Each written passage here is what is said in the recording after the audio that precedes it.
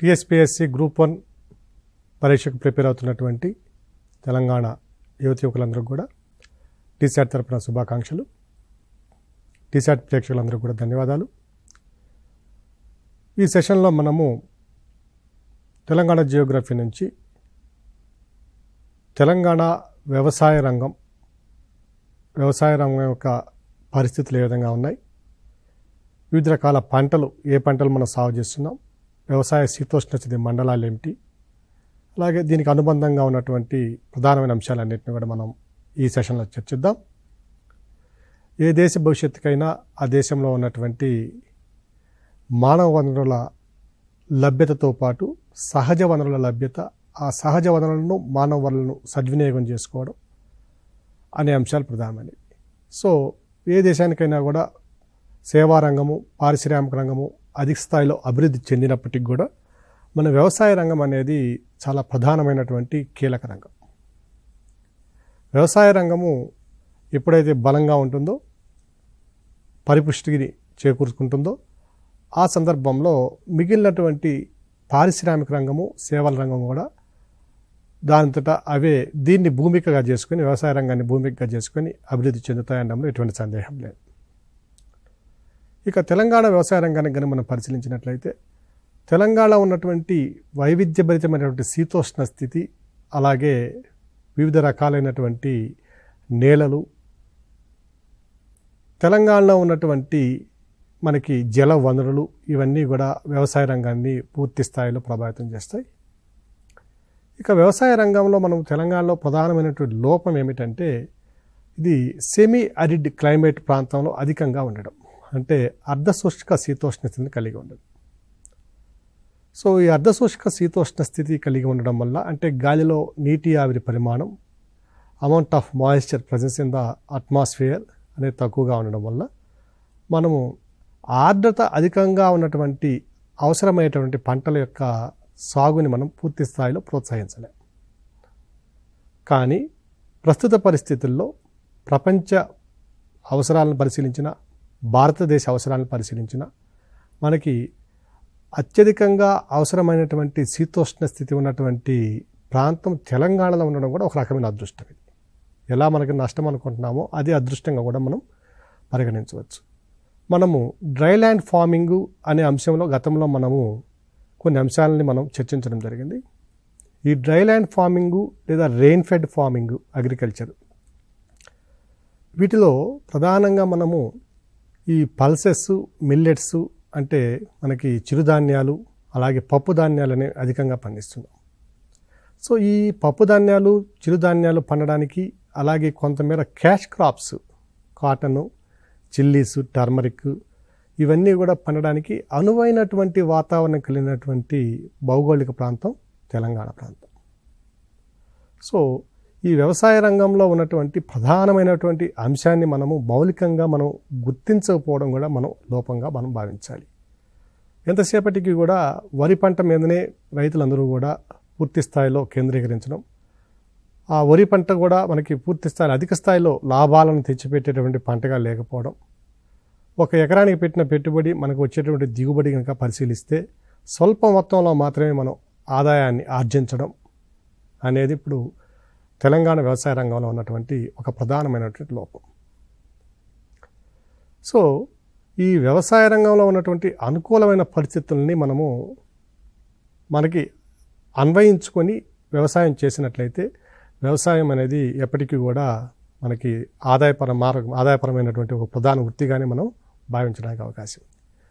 ఈ మధ్యకాలంలో తెలంగాణలో వస్తున్నటువంటి కొన్ని మార్పులను కనుక మనం పరిశీలించినట్లయితే, కొత్తగా మనకి అనేక రకాల హార్టికల్చరల్ క్రాప్స్ని మనము ఇక్కడ ప్రవేశపెట్టడం జరుగుతుంది.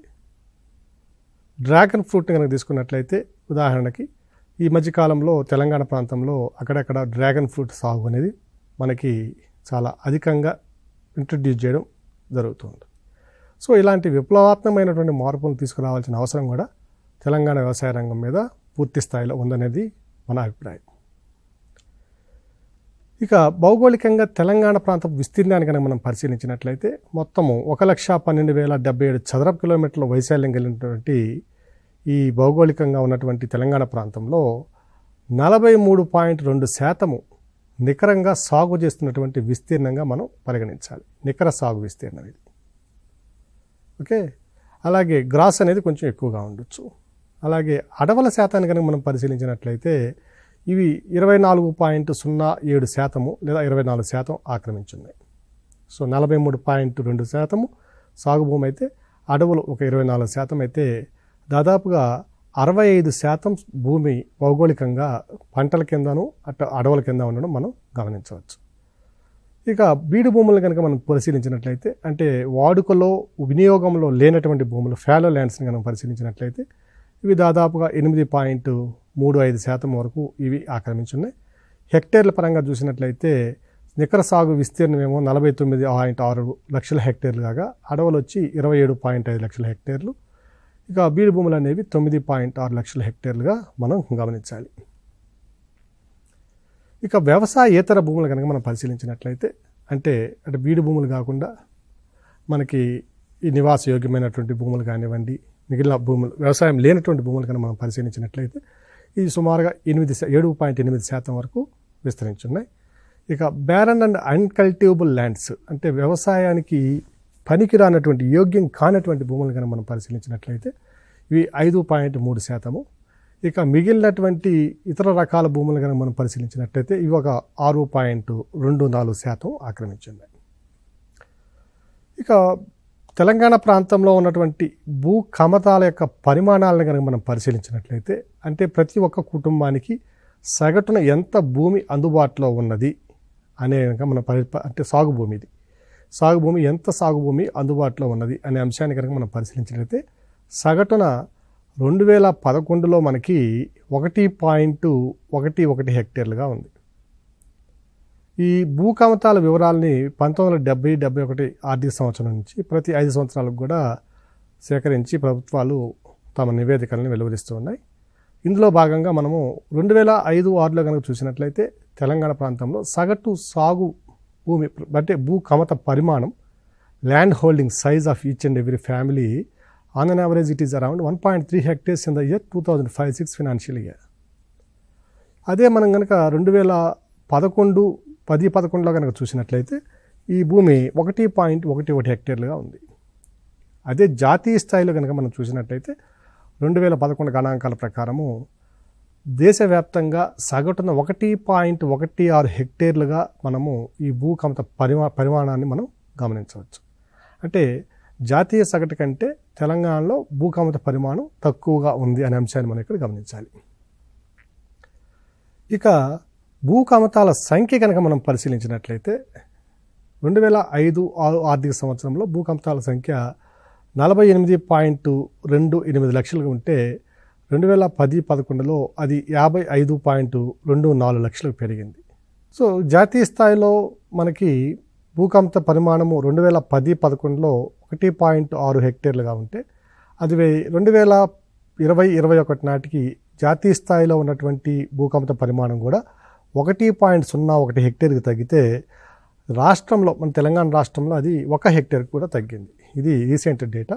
సో ప్రస్తుతము భూకంప పరిమాణం వచ్చి రాష్ట్రంలో 1 హెక్టేర్గా ఉంటే జాతీయ స్థాయిలో 1.01 హెక్టేర్గా ఉన్న అంశాన్ని కూడా మనం గుర్తుంచుకోవాలి. సో ఇక భూకంప పరిమాణం తెలంగాణ రాష్ట్రంలో జిల్లాల పునర్విభజనకు ముందు గనక మనం పరిశీలించినట్లయితే భూకంప పరిమాణం అత్యధికంగా ఉన్న జిల్లా చూసినట్లయితే అది ఆదిలాబాద్ జిల్లా.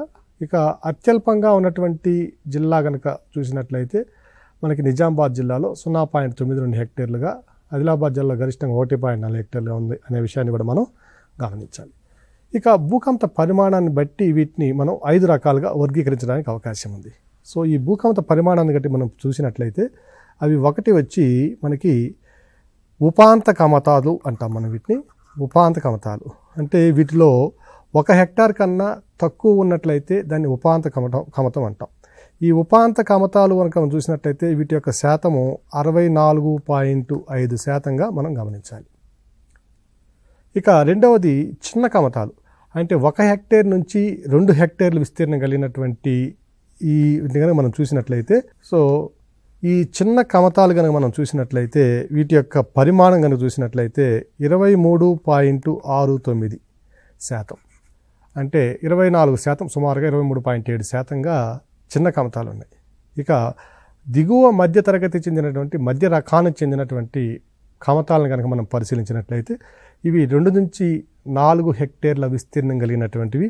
మూడవది ఇది దిగువ మధ్య తరగతి చెందినటువంటి భూకమత పరిమాణం. దీని కనుక చూసినట్లయితే ఇది 9.48%గా గమనించాలి. అభ్యర్థులందరూ కూడా ఇవి నోట్ చేసుకోవాల్సిన అవసరం ఉంది. సో దిగువ మధ్య తరగతి లేదా మధ్య రకానికి చెందినటువంటి భూకమత పరిమాణము 9.48%గా ఉన్నాయి రాష్ట్రంలో. ఇక మధ్య రకానికి చెందినటువంటి భూకమత పరిమాణం కనుక చూసినట్లయితే ఇవి 4 హెక్టేర్ల నుంచి 10 హెక్టేర్లు భూకమతం కలిగినటువంటి రైతుల సంఖ్య లేదా యజమానుల సంఖ్య ఎంత శాతం ఉందంటే ఇది సుమారుగా 2.12%గా ఉంది.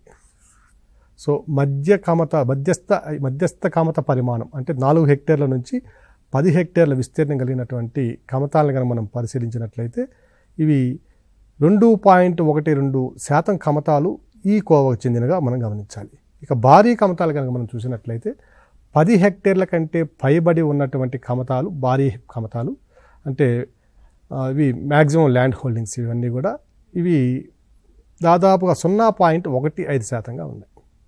సో 0.15% వచ్చి 0.15% ఇది వచ్చి భారీ భూకమత పరిమాణం యొక్క శాతం. మొత్తం ఉన్నటువంటి 55 లక్షల మందిలో ఒక 0.15% మంది 10 హెక్టేర్ల కంటే కూడా అధికంగా భూమిని కలిగినటువంటి వారుగా మనం ఇక్కడ గుర్తించాలి. ఇక రాష్ట్రంలో వ్యవసాయం ప్రధానంగా వృత్తిగా ఉండేటటువంటి మొత్తం వాళ్ళని మనం పరిశీలించినట్లయితే మనము వ్యవసాయం ప్రధానంగా అంటే కేవలం వ్యవసాయాన్ని మాత్రమే చేసేవారి సంఖ్యను కనుక మనం పరిశీలించినట్లయితే 40% ప్రజలు మనం కేవలం వ్యవసాయం మీద ఆధారపడినటువంటి వాళ్ళు. అలాగే ఇక మొత్తం వ్యవసాయం మీద ఆధారపడినటువంటి వారి యొక్క సంఖ్యను కనుక మనం పరిశీలించినట్లయితే ఇవి దాదాపుగా 54.5% వరకు మనకి రీసెంట్ డేటా ప్రకారము 54.5% మంది వ్యవసాయం మీద ఆధారపడి జీవిస్తున్నారు. కేవలం వ్యవసాయం అన్నప్పుడు 40% మంది, వ్యవసాయం అన్నప్పుడు 54 లేదా 55% మంది ఇప్పటికి కూడా మనకి వ్యవసాయం మీద ఆధారపడి జీవించేవారే. ఇక సెల్ఫ్ ఎంప్లాయ్మెంట్ అంటే స్వయం ఉపాధితో జీవించే వారి సంఖ్యని కనుక మనం పరిశీలించినట్లయితే ఇవి దాదాపుగా 26.5%తో ఉంటే ఇక కేవలం వ్యవసాయమే కూలిగా ఉండి జీవించేవారు, వ్యవసాయ కూలీలుగా మాత్రమే జీవించేవారిని కనుక చూసినట్లయితే వీరి యొక్క శాతం వచ్చి 12.5%గా ఉంది. సో ఇక జిఎస్డిపిలో కనుక మనము ఈ వ్యవసాయ రంగం యొక్క వాటాని కనుక మనం పరిశీలించినట్లయితే అంటే గ్రాస్ స్టేట్ డొమెస్టిక్ ప్రోడక్ట్ అంటే రాష్ట్ర స్థూల సగటు ఆదాయంలో కనుక మనం చూసినట్లయితే స్థిర ధరల ప్రకారము గతంలో వచ్చినటువంటి సోషియో ఎకనామిక్ సర్వే ప్రకారం ఇది స్థిర ధరల ప్రకారం ప్రస్తుతం ఉన్నటువంటి స్థిర ధరల ప్రకారం మనం ఇస్తున్నటువంటి డేటా ఇది 21%గా మనకి ఈ వాటా ఉంది. ఇక పంటల విధానంలో కనుక మనం పరిశీలించినట్లయితే అంటే ఇప్పుడు మనం మొదట్లో చర్చించుకున్నాం మనకి ఉన్నటువంటి శీతోష్ణ స్థితి నీళ్ళ యొక్క స్వభావాన్ని బట్టి మనకి ఏ రకాలైన పంటలు పండించడానికి అవకాశం ఉందనే అంశాన్ని కనుక మనం పరిశీలించినప్పుడు సో ఇక్కడ అత్యధికంగా సాగులో ఉన్నటువంటి భూమి అంతా కూడా ఆహార ధాన్యాల కింద సాగులో ఉంది. సో ఈ ఆహార ధాన్యాల కింద సాగులో ఉంటే ఆహార ధాన్యాల ద్వారా వచ్చేటువంటి మొత్తం వ్యవసాయ ఉత్పత్తుల్లో వీటి యొక్క వాటాని కనుక మనం చూసినట్లయితే అంటే ఆహార ధాన్యాలు ఆహారేతర పంటలు కనుక మొత్తం పరిశీలించితే 100% అనుకుంటే అందులో ఆహార ధాన్యాల వాటా కనుక చూసినట్లయితే 62.5%గా ఉంది. తెలంగాణలో ఉన్నటువంటి మనకి మరొక ప్రధానమైన అంశం ఏమిటంటే ఇక్కడ ఆహార ధాన్యాలతో పాటు మనకి వైల్డ్ సిల్క్ ప్రొడక్షన్ కూడా మనకి ఇక్కడ జరుగుతుంది. అంటే అటవీ ప్రాంతాల్లో అలాగే మనకి ఈ కల్చర్ ద్వారా కానివ్వండి మనకి సిల్క్ కల్చర్ ద్వారా కానివ్వండి వీటి ద్వారా మనకి పట్టు కూడా ఉత్పత్తి చేస్తున్నాం. ఇక్కడ దేశంలో ఉన్నటువంటి మనకి 5 రకాల పట్టులో మనకి తెలంగాణ ప్రాంతంలో టస్సార్ సిల్క్ని ఇక్కడ ఉత్పత్తి చేయడం జరుగుతుంది. సో టస్సార్ సిల్క్ కూడా అధిక నాణ్యత కలిగినటువంటి టస్సార్ సిల్క్ మొట్టమొదట కర్ణాటక, రెండవది తెలంగాణ ప్రాంతాలు మనం గమనించాలి. సో ఈ టస్సార్ సిల్క్ ఉత్పత్తిలో కనుక మనం పరిశీలించినట్లయితే మన తెలంగాణ ప్రాంతం తెలంగాణ రాష్ట్రము 4వ స్థానంలో ఉంది. ఇక్కడ వాడుతున్నటువంటి లేదా ఉత్పత్తి చేస్తున్నటువంటి సిల్క్ ఏ రకాలకి ఉన్నాయంటే అవి టీ టొమెంటోసా, టీ అర్జున అనే 2 రకాలైనటువంటి సిల్క్ సీడ్స్ని మనము ప్రొడ్యూస్ చేస్తున్నాం. మొత్తం మీద 8,200 ఎకరాల్లో ఈ టస్సార్ సిల్క్ ఉత్పత్తిని కూడా మనము చేస్తున్నాం. ఇక ఉద్యానవన పంటల కింద చూసినట్లయితే కనుక మనకి రాష్ట్రంలో సుమారుగా 10.86 లక్షల హెక్టేర్లలో ఈ ఉద్యానవన పంటల కింద మనము సాగులో ఉన్నాం. సో ఈ 10.86 లక్షల హెక్టేర్లు, ఎకరాలు కాదండి, 10.86 లక్షల హెక్టేర్ల సాగు నుంచి మనకి సుమారుగా ఈ ఉద్యానవన పంటల నుంచి వచ్చే ఉత్పత్తి విలువ కనుక చూసినట్లయితే దాదాపుగా 110 నుంచి 115 లక్షల టన్నులుగా మనకి ఈ పంట దిగుమతి అనేది మనకు వస్తుంది. అలాగే అధిక ఉత్పత్తిని, అలాగే నాణ్యమైన ఉత్పత్తిని సాధించేందుకు మనకి ఈ ఉద్యానవన పంటల్లో కూరగాయలు కానివ్వండి, లేదంటే ఏదైనా పూల పెంపకం కానివ్వండి, పూల మొక్కల పెంపకం కానివ్వండి, వీటన్నిటిలో కూడా అధిక ఉత్పత్తిని, నాణ్యమైన ఉత్పత్తిని సాధించి మనకి అధిక ఆదాయాన్ని ఇచ్చే మార్గాన్ని ఎంచుకోవడం కోసము ప్రయోగాత్మకంగా రాష్ట్ర ప్రభుత్వం 2014-15లో అధిక మొత్తం సబ్సిడీతో 100% సబ్సిడీ ఇచ్చిన సందర్భాలు కూడా ఉన్నాయి ఇక్కడ. సో 75% సబ్సిడీ ఇచ్చిన సందర్భాలు ఉన్నాయి.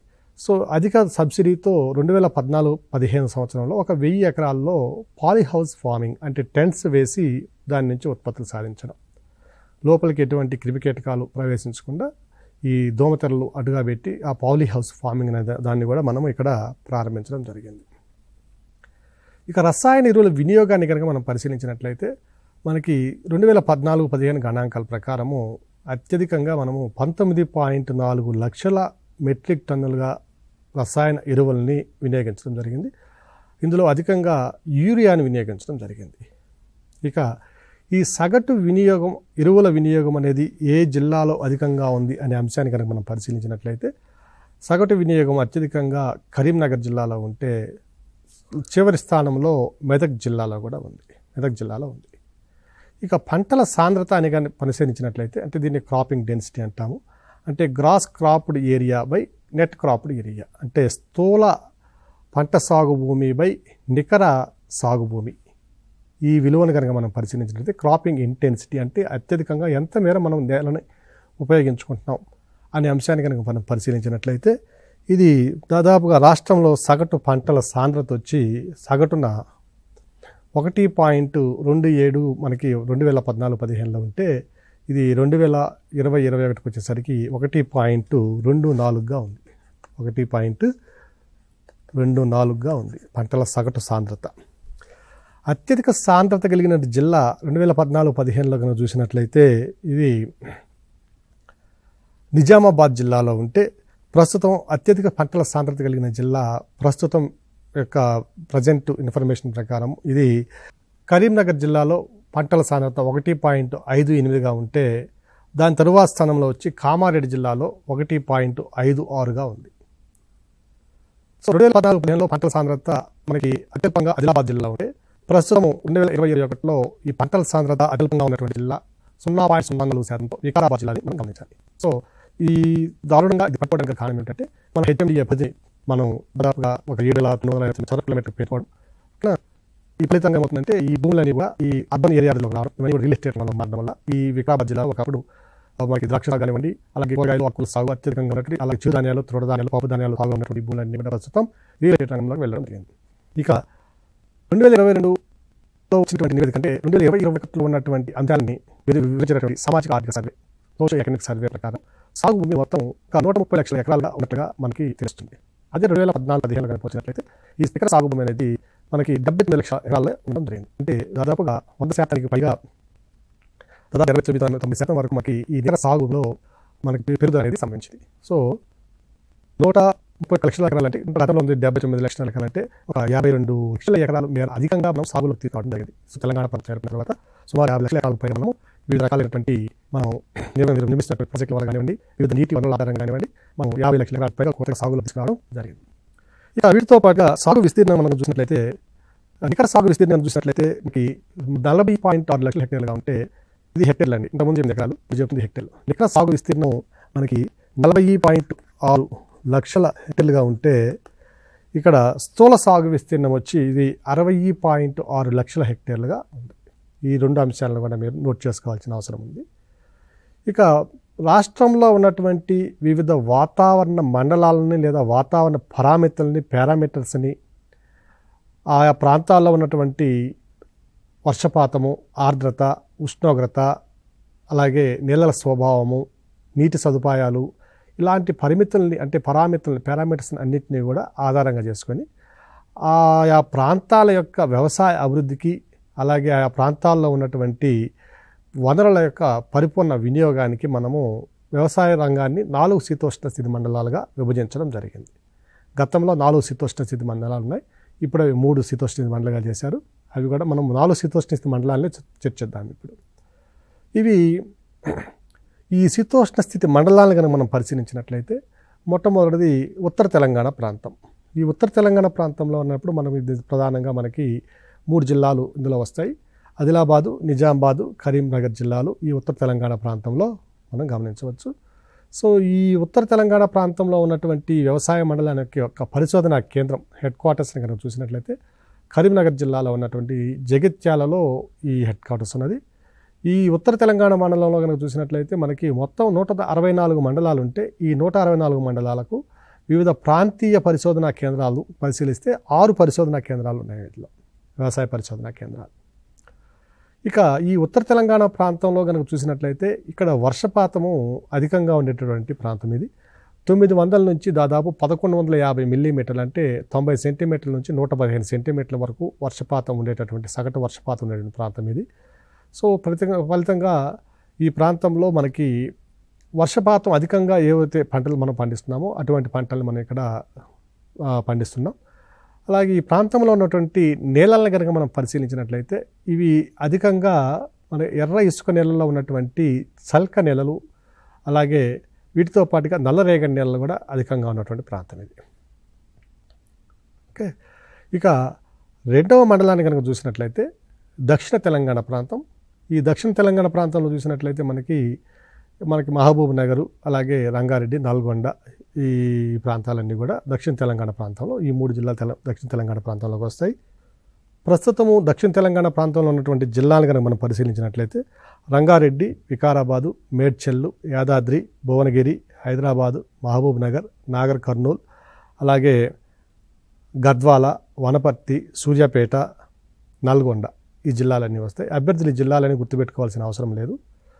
ఓకే, ఇక దక్షిణ తెలంగాణ ప్రాంతంలో ఉన్నటువంటి ఈ అన్ని జిల్లాలకు వ్యవసాయ పరిశోధన కేంద్రం కనుక చూసినట్లయితే ఇది మనకి మహబూబ్ నగర్ జిల్లాలో ఉన్నటువంటి హైవేలో ఉన్నటువంటి కర్నూలు హైవేలో ఉన్నటువంటి పాలెం మీద ఉంది, పాలెంలో ఉంది.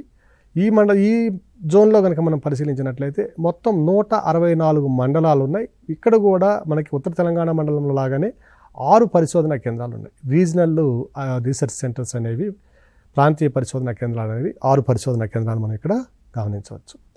ఇక ఈ ప్రాంతంలో ఉన్నటువంటి అంటే దక్షిణ తెలంగాణ ప్రాంతంలో ఉన్నటువంటి ఒక నెగటివ్ ఇష్యూ ఏమిటంటే, రుణాత్మకంగా మనం తీసుకోవాల్సిన అంశం ఏమిటంటే ఇక్కడ వర్షపాతం చాలా స్వల్పంగా అత్యల్పంగా ఉన్నటువంటి మండలం ఇది. 500 నుంచి 670 మిల్లీమీటర్ల వరకు అంటే 50 సెంటీమీటర్ల నుంచి 67 సెంటీమీటర్ల వరకు ఇక్కడ సగటు వర్షపాతం ఉంటుంది. ఇక నేలలను కనుక మనం పరిశీలించినట్లయితే ఇవి ప్రధానంగా మన ఎర్ర ఇసుక నేలలు అధికంగా ఉన్నటువంటి ప్రాంతము.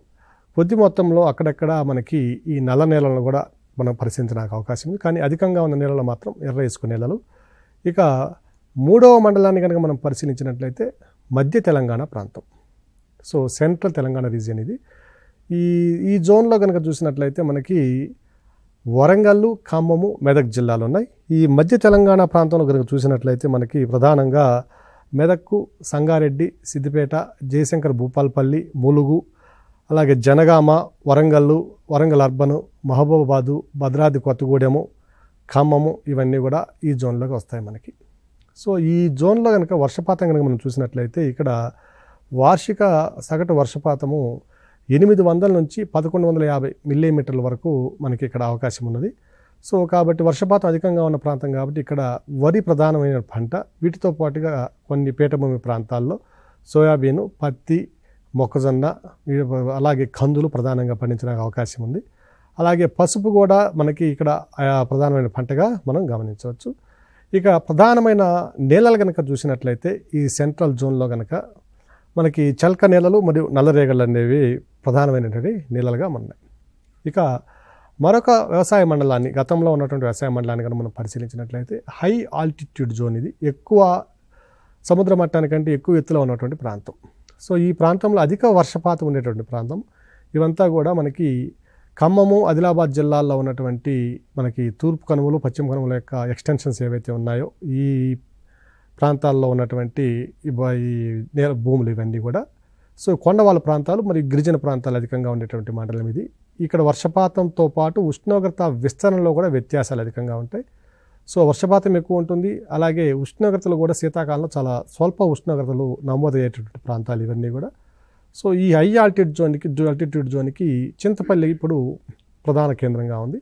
ఈ చింతపల్లి ప్రధాన కేంద్రంగా ఉన్నటువంటి ఈ జోన్లో 13 మండలాలు ఉన్నాయి. అంటే మన తెలంగాణలోని మండలాల్లో 13 మండలాలు ఉన్నాయి.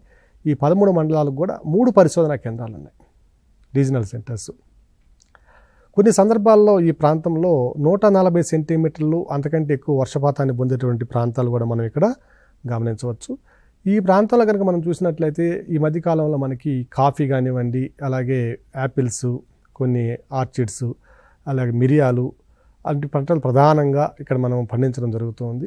వీటితో పాటుగా మనకి సాంప్రదాయంగా వస్తున్నటువంటి పంటలు వరి, మొక్కజొన్న, సోయాబీను, అలాగే మన కందులు, కొన్ని ప్రాంతాల్లో ఆవాలు, పసుపు, ఇలాంటి పంటలు కూడా మనం ఇక్కడ ప్రధానంగా మనం గమనించడానికి అవకాశం ఉంది. సో ఈ విధంగా మనకి తెలంగాణలో ఉన్నటువంటి ఈ వ్యవసాయ రంగాన్ని కనుక మనం పరిశీలించినట్లయితే ప్రధానంగా ఆయా ప్రాంతాల్లో ఉన్నటువంటి శీతోష్ణస్థితిని బట్టి మనము ఈ పంటలను అనేవి మనం పండిస్తున్నాం.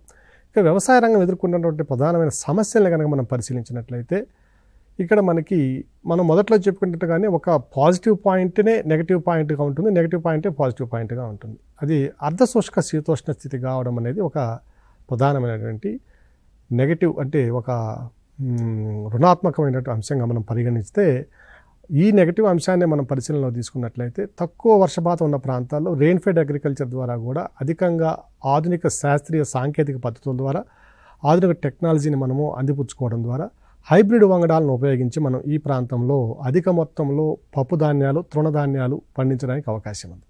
ఈరోజు సోయాబీన్ తీసుకున్నా, మొక్కజొన్న తీసుకున్నా, లేదంటే మనకి కందులు ఇలాంటివి తీసుకున్నా అధిక రేటులు ఉన్నటువంటి, అధిక ఆదాయాన్ని ఇచ్చేటువంటి పంటలుగా మనం గమనించాలి. సో రైతులందరూ కూడా మనకి ఈ పంటల్లో, అంటే ఆరుతడి పంటల్లో ఉన్నటువంటి ఆ యొక్క ఆదాయ అంశాన్ని పరిగణలో తీసుకొని శాస్త్ర సాంకేతిక రంగాలని, అలాగే వ్యవసాయ అధికారుల సహాయ సహకారాలతో ఈ పంటలను కనుక పండించినట్లయితే మనకి అధికంగా దిగుబడులు రావడానికి అవకాశం ఉంది, అధికంగా ఆదాయం రావడానికి కూడా అవకాశం ఉంది.